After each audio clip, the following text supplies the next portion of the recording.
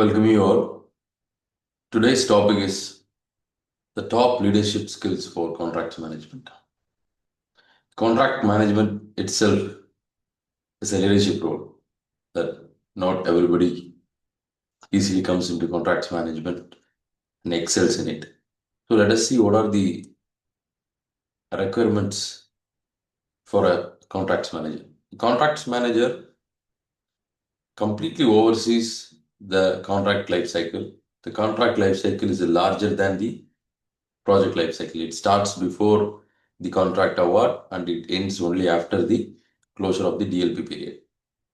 So they manages the contract negotiations, administrations and compliance. They handle the risk, claim and claim resolutions, ensure contractual performance and protect company's interest. What are the core responsibilities? Always negotiating favorable terms, favorable pricings and conditions, administers contracts and track performance, ensure compliance with legal and regulatory frameworks, maintain the contemporary records and documentations for stakeholder coordinations.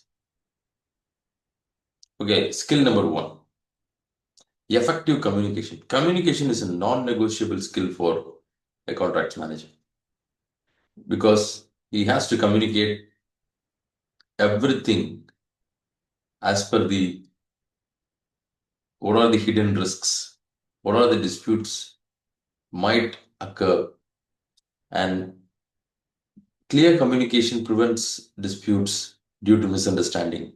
It ensures all parties understand their obligations, keep it simple, understandable to all, keep it very transparent, and the maintaining clarity throughout the contract life cycle. Strong negotiation capability. So you might have seen, if you're a contracts engineer or a manager, you might have grown by seeing your boss who is from contracts, who is having a high negotiation capacity. And you might have thought that he might have gained this negotiation capability only in the due course of experience, which is not so. You have to put a considerable effort in gaining a negotiation capacity. It doesn't come to you automatically. So why you have to negotiate? You have to understand the interest of all parties, not just your company. You have to understand the interest of the opposite party. Only then you can close a winning deal. So identify the common ground, achieve mutually beneficial outcomes. So remain prepared, stay calm and professional during the negotiation, especially during the claim negotiations. Skill number 3, adaptability in a dynamic industry. Construction is a very dynamic industry and changes are inevitable. You cannot see a construction contract without change. So you have to be ready to handle scope changes, timeline shifts, unforeseen events. Okay, these are not easy to handle. So you enter a project with all these 3 expectations. So you must have a contingency plan, or you should have the capacity to make a contingency plan once this occurs. So you have to lead the teams through evolving project requirements, foster a culture of flexibility and responsiveness rather than being rigid. You might not say that I enter this project that everything will be clean, so I can start and finish it, come back. No project is going to be like that. Every project is going to be different and every project has its own surprises. And be ready to get surprised. Skill number 4, proactive risk identification and mitigation. So don't wait for risk to happen. You are the whistleblower for risks always, especially the contractual risk and claim risks. Because as an experienced contracts manager, you should be able to smell that this claim is going to become a dispute and this project is going to have a delay and this delay is going to be never ending. So You have that capacity, identify this contractual, financial, and schedule-based risks. You have to keep on developing the mitigation strategies, prepare contingency pathways, protect the project outcomes from avoidable setbacks. Skill number 5, practical, fast, and effective problem solving. See, your solution should be pragmatic, fast, and effective. So you have to analyze the issue objectively and what is the workable solution for this, based on the available resources, available informations, and available cost. So you have to resolve the challenges into ensure uninterrupted execution of the project. So the holistic objective will be completion of the project successfully. Skill number 6, strong leadership in team management. So you have to manage the contracts team. You have to offer guidance to them and maintain accountability.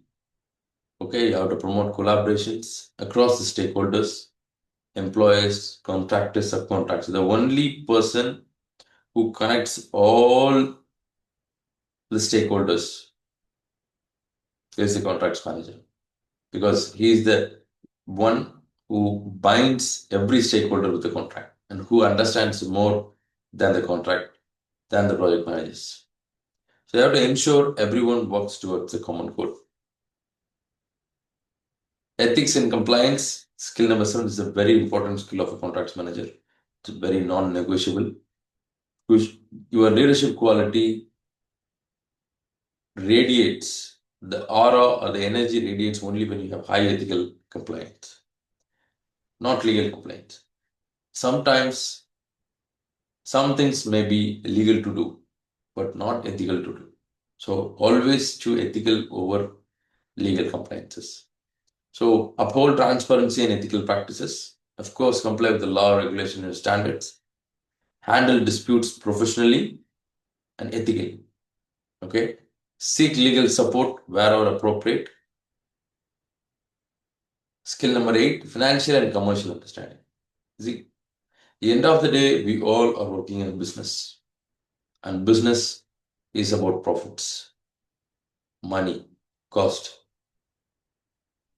If you are not a good understanding of commercial knowledge, then you might get stuck up in your mid-career. So understand contracts, financials, budgets, cost structures. You monitor the expenditures, make informed commercial decisions, ensure project stays within the final boundaries. So end of the day, you might become a commercial director, board of director, and you will be mainly focusing on how to reduce the cost, how to increase the profits, how to expand the revenue. So these are the area you will be concentrating. And the role of contract management is huge when it comes to that, because you handle the liabilities, risks with all the stakeholders. So again, skill number 9, excellent time and priority management. Prioritize the task based on impact, risk, and urgency. Maintain schedules and deadlines. Keep contract processes aligned with project timeline. See, you have a lot of deadlines in contracts. By serving notices, getting the approvals, everything is tied with the project milestones and schedules. So time is a very important criteria next to the cost in contracts and constructions. Skill conflict resolution. So conflict resolution or conflict avoidance always depends on the skill and the experience of the project manager. You have to address the disputes promptly. Encourage amicable solutions always. Okay, you should know when to write an email. You should know when not to write an email. You should know when to write a letter, when to write a notice, when to speak with the coffee, when to speak with the paper and pen.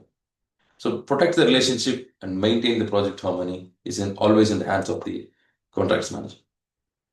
Relationship management, it's very important because your client is your partner, your subcontractor is your partner, and you are going to travel with them along. A winning partnership always be in hand to hand with multiple projects. You can, if you want to do multiple projects with the client, only if you make your client win and you make your own company win. If you are not ensuring this both, then it's not going to be a winning partnership. So build long-term relationship, professional relationship. Yes, you write a strong letter, but you should have the coffee with the same guy. Okay, you both should keep the line of professionalism and relationship in the same way. Okay, and the other party should understand that you are in a situation to write this letter and you are in a situation to write this claim. That importance or that issue should have been already conveyed to him before the letter. The letter always should not be a surprise. Okay, and he knows this should be just an official communication to solve the problem, not to initiate the problem. Both are different. Skill number 12, leveraging technology for efficiency.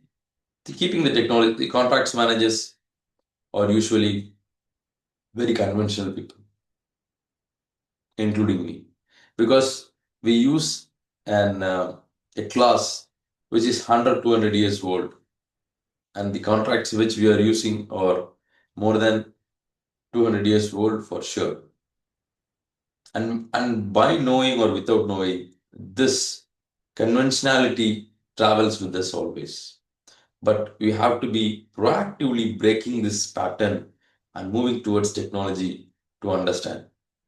Technology, it might be very simple, but the attitude towards the change is more important than the adapting to the technology.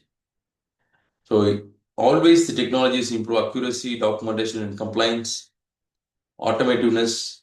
So it's a repetitive process, enhanced reporting and transparency. So if you want to implement systems, implement trainings, you should not be putting more efforts on repetitive processes in construction. And now it's an AI world and everybody is moving towards AI technology, and you should be open enough to attend AI conferences, not just claims conferences, and how this can implement and improve the efficiency of the contract management in overall perspective. So leadership skills is always leads to contract success. So developing these skills empowers the contract managers to reduce disputes on priority, improve project outcomes, especially on cost and time, strengthening commercial performance, that is the ultimate goal, and drive organizational growth. Thanks for watching. Comment if you want to discuss on any particular topic. We will discuss on it. Till then, take care. Bye.